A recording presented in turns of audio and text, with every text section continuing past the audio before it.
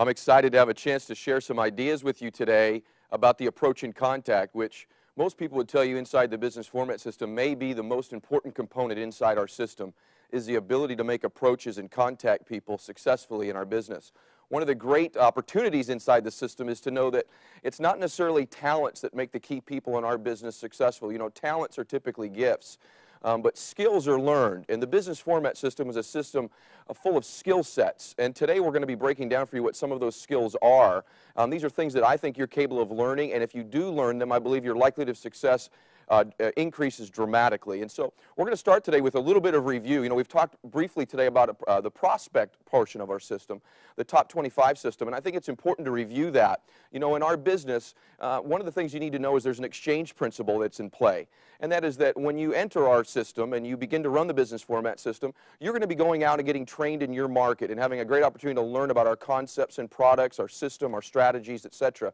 But one of the great things in place here is that although you'll exchange your market and a chance to have that done in your market, you in return, receive the opportunity to have that done in other folks' markets in your business. And so although you'll be trained in your market, you'll have the ability to go train people in their markets many, many times over again, potentially inside our system. And so that exchange principle in play allows you to have a perpetual opportunity for contacts and appointments as your business begins to expand and grow. And that's a key component in our system, is understanding the principle of exchange and the principle of how important it is to know how to get into someone's market, properly contact that market, and have some success. You know, if you look at someone's market and you make a top 25 list, one of the things I like to tell people as they enter our system is to say, listen, you started a business here, and I think it's unlike no other business that you might have started. Let's say you put $250,000 down to buy a restaurant.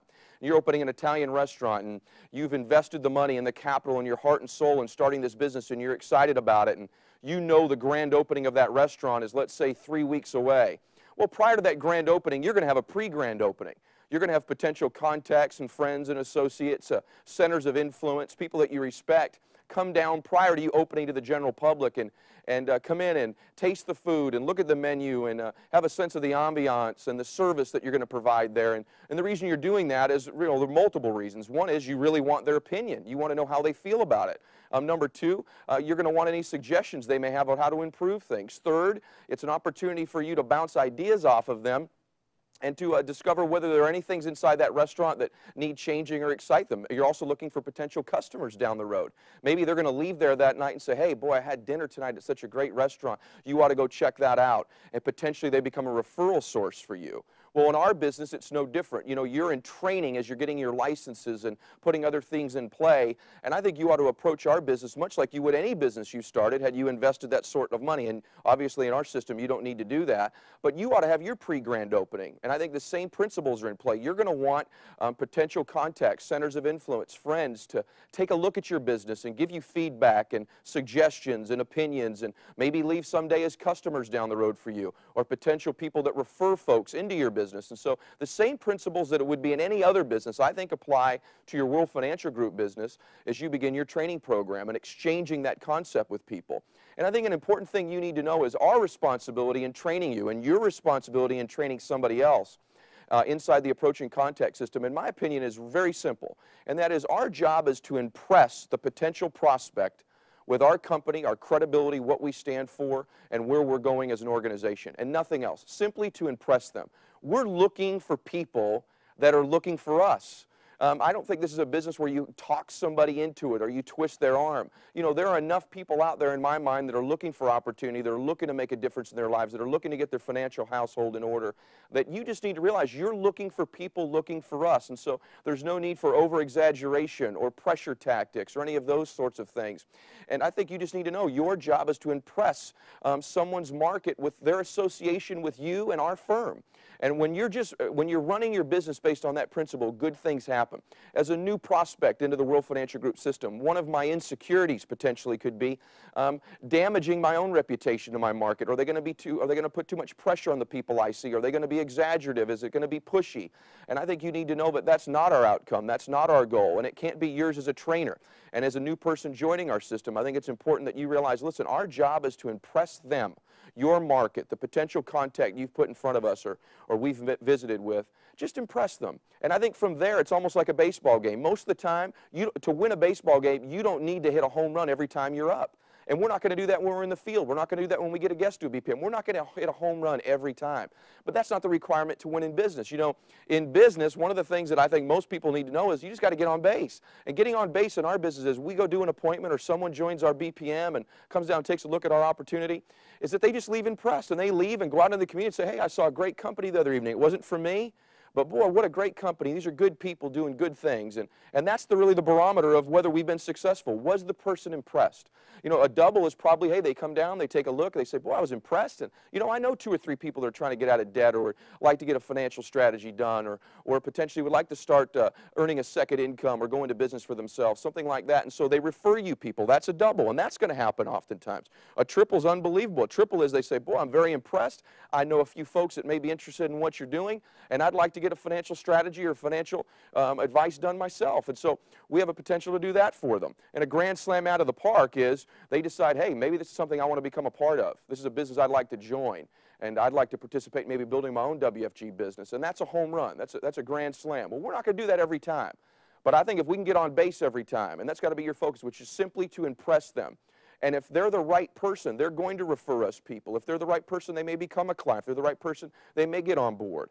But I think oftentimes you put too much pressure on yourself during the approach and contact phase that, boy, I've got to recruit this person or I've got to get this person to become a client of mine. And that's really not true. I don't think our business is one where you talk people into things. And so as we begin the approach and contact part of our system today, I think it's important to have a context of what it is really we're trying to do. When you're making contact with somebody, it's important to have a clear outcome as we begin this today, a clear outcome as to what it is you want to accomplish during this phone call.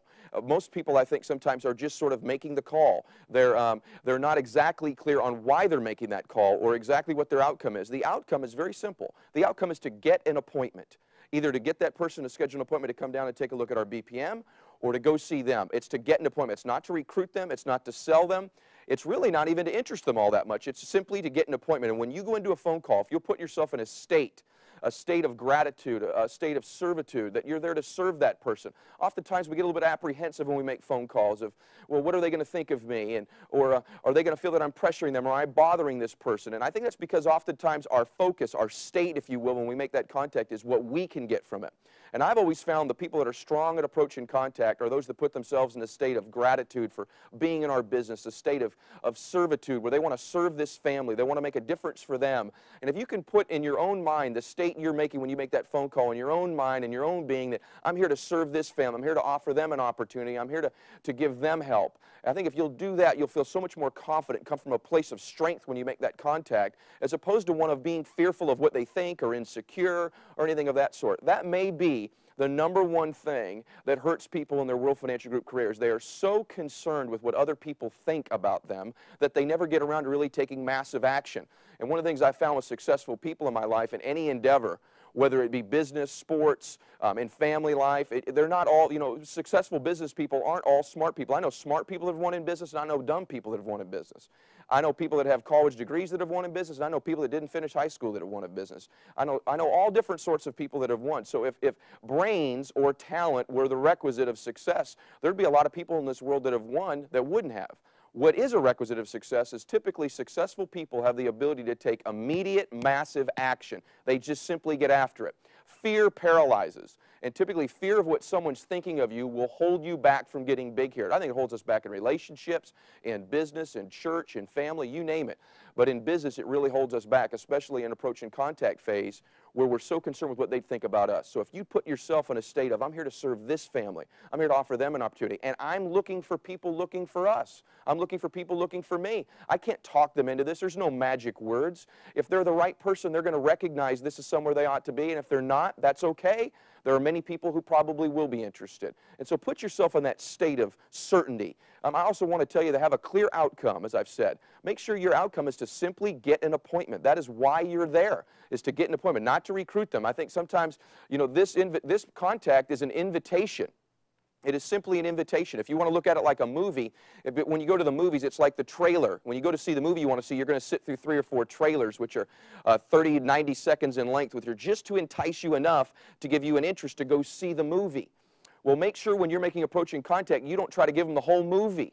What you're giving them is the trailer. It's just enough to entice them that they want to come see the movie, or us bring the movie to them, that being our presentation phase that you'll hear about a little bit later.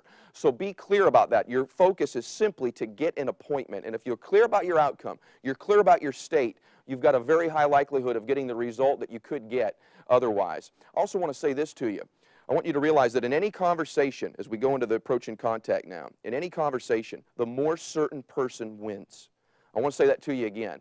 In any conversation, the more certain person will win that exchange. If I'm more certain than you are that we ought to meet, than you are that we shouldn't, I will eventually influence you to meet with me.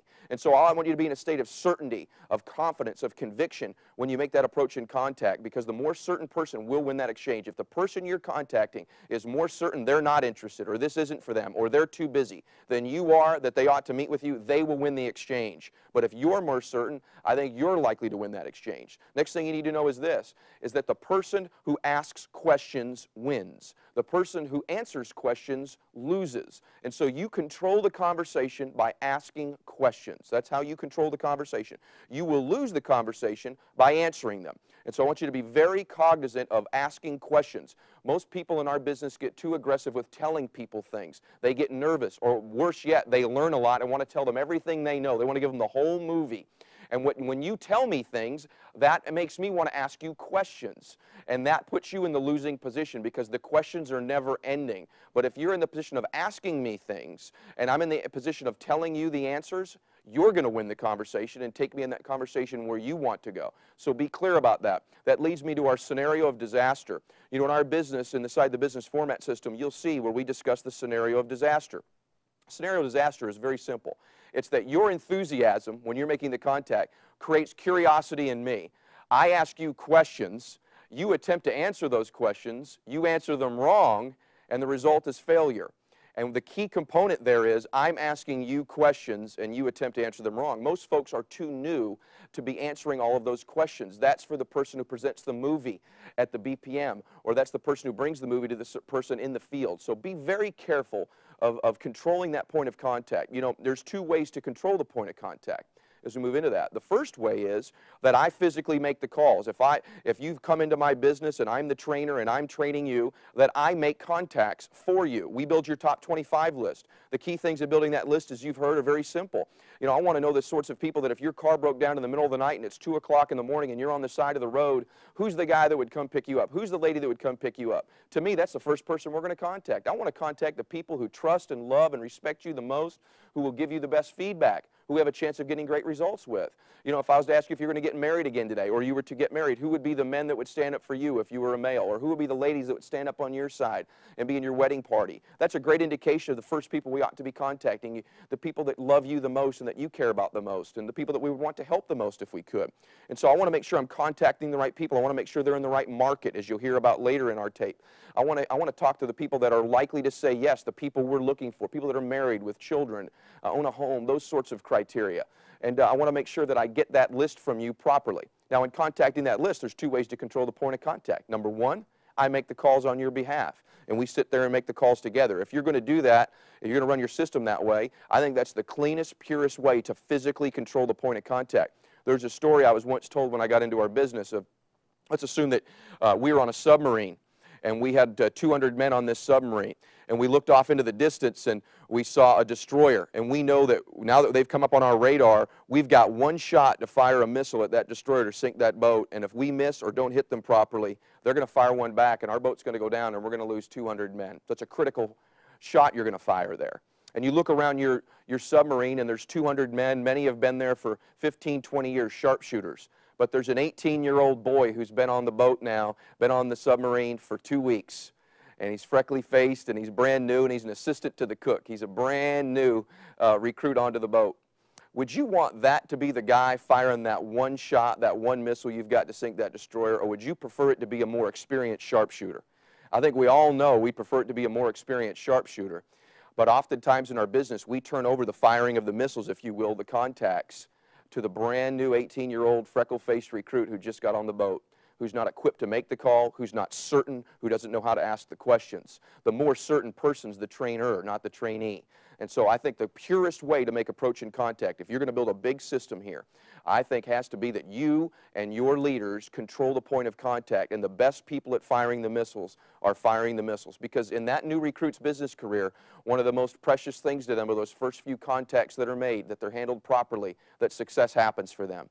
And so I want you to consider you controlling the point of contact yourself. Now, if things are too busy or you're not willing to do that, maybe you've got a system that's just exploding inside your system, then at one point you're probably going to have some of the contacts made by your new associates.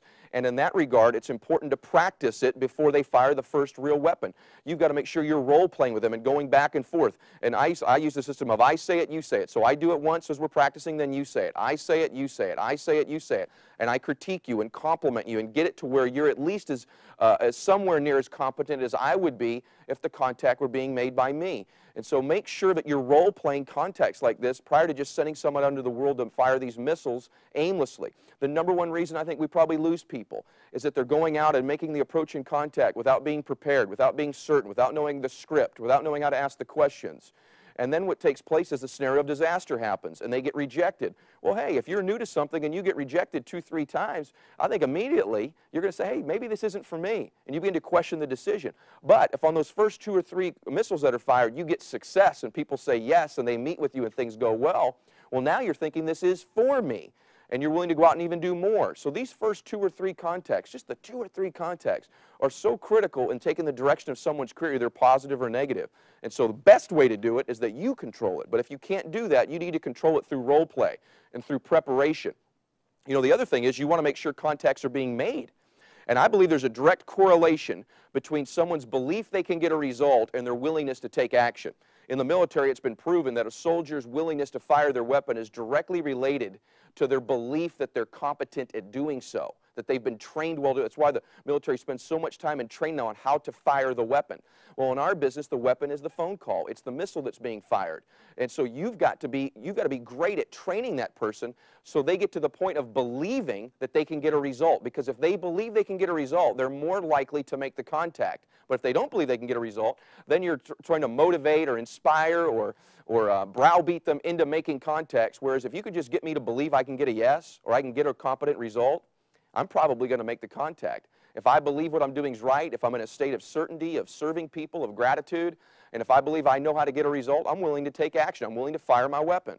And so prepare me. Don't just send me out into the wilderness and hope I go win and somehow I strike it rich. I want to make sure that they're contacting the right person, that we've qualified their market, that they understand our job is just to impress the person, that we're not going to hit a home run every time, that we're not going to do that they need to approach it like they're opening that restaurant. But I want to prepare them with the words. This really, in large part, is a business of names and a business of words. And if you get good at getting names, extracting great top 25 lists, qualified people you're contacting, and if you're great at learning the words, I believe your likelihood of success is dramatically increased simply from those 2 components. The script I like to teach people to use, and I want to make sure that you know this, please make sure that you're using the approved scripts, approved company scripts that are inside the business format system. You must use approved company scripts inside the business format system. Also, make sure you're referring to our national do not call list, that you're contacting the appropriate people. Now, having said that, there's a variety of scripts, but conceptually, I like what I call the help me script. If I'm role-playing with a new recruit and they're going to be contacting their own market, I want it to be simple, clear, and concise. And I call it the help me script. And very simply put, if they were calling their market, they'd call and say, hey, Bob, you know, this is Ed, and there'd be some small talk there for a while, and at one point, they'd engage them in the conversation. And they'd say, listen, you know, and this is not an exactness, I want you to use the scripts, but I want you to have the concept in your mind. And when they say, hey, listen, you know, the reason I was calling was I need your help. I've run into a company I'm very excited about, and I'd like to run some things by you. I'd really like to get your opinion about what I'm doing. And I don't know whether you'd be interested or not, but you may know somebody who's interested. And I'm in training as well. It would be great training for me. I was hoping you'd be willing to help me. You'll help me, won't you? And finish with the question, won't you? And of course, if I'm contacting someone who would pick me up in the middle of the night at 2 o'clock in the morning if my car broke down, or someone that'd be in my wedding party, they're more than likely willing to help me. And of course, the person will say, well, sure, I'll help you. Well, what is it? We'll say, listen, I'd like to get in all those details when we get together, but you are willing to help me. When would be better for you? Would Monday night be better for you or Wednesday night? 6 or 8 o'clock, alternative choice questions that lead to a yes. All the questions I ask, I want to lead to a result I'm willing to tolerate. So I don't want to ask open-ended questions. And so a very simple script. Hey, listen, I'm in training. I'd like to get your opinion, and I need your help. That's it. Very simple. And I think if you just remember those 3 concepts, I'm in training, I need your help, and I'd like your opinion. Any order you use them in, as long as you're asking questions, you control the point of contact. Don't make a big deal about it. Don't put on some big production. Remember, your outcome is simply to get an appointment. That's all your outcome is just to get an appointment. It's not to recruit them. It's not to sell them anything. In most cases, it's just to get the appointment. It's just to get them to come to a BPM and take a look at what we're doing and see the movie and judge for themselves whether it's for them. Or to go take the BPM to them and sit down with them one-on-one and tell them our great story. You know, the more and more you look at our system, I think the more you'll discover, I think it's a very simple system. It's a system full of skills, not talents. Talented people have won here, but I can tell you from my own experience, people that aren't gifted with tremendous talents have been successful here. But the reason I think they become successful, in large part, is their skill sets in running the business format system with precision. You know, they say that there's the difference between a self-employed person and a business owner is the self-employed person has no system, and that a business owner has a system that runs their business. Self-employed person runs their own business. A business owner has a system that runs that business for them. And in our business, we're fortunate to have the business format system. We're fortunate to have the ability to make approach and contact. And I think in review, if you put yourself in the right state, a state of gratitude in serving that family, if you'll learn the words, if you'll role play with people, if you'll contact appropriate people, people that are qualified for our business, if you're willing to, in some respect, role play with me and train me to do it, you can also have some success. If you just have a context for what are we trying to do, we just want to impress them. We just want to tell them our story and impress them. And we're looking for people looking for us. I think there's a lot of people looking for us, by the way. You were looking for us at one point, and you found us. And so make sure as you start somebody's business, you realize the key thing inside the business format system is making precise, aggressive, early in the game, appropriate approach and contact, and make sure it's scripted, make sure people believe they can have value, make sure it's role played. And I'm looking forward to seeing you become even more successful inside our system.